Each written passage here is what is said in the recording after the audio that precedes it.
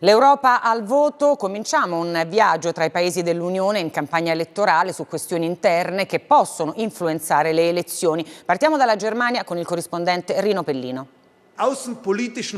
L'idea di pace e convivenza su cui è basata l'Europa è in pericolo, dice il capolista dei popolari europei, Manfred Weber. L'Europa è a rischio come non mai, gli fa eco Ska Keller, capolista dei Verdi europei. Due tedeschi alla guida di due liste che potrebbero sorprendere alle elezioni del 26 maggio usano toni drammatici, ma manifesti elettorali a parte in Germania i temi europei restano fuori dal dibattito.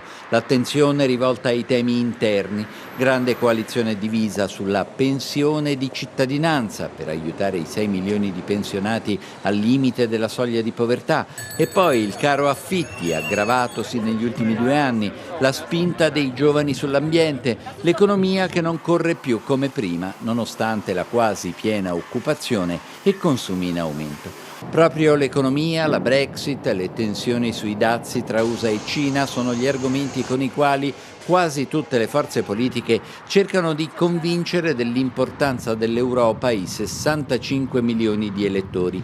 In palio ci sono 96 seggi per la Germania. Nei sondaggi la CDU di Angela Merkel galleggia sul 30%, per i Verdi un exploit tra il 18 e il 20%, male l'SPD al 17%, la destra populista di AfD tra il 10 e il 12%, ma la quota di indecisi al 44% potrebbe cambiare le carte in tavola.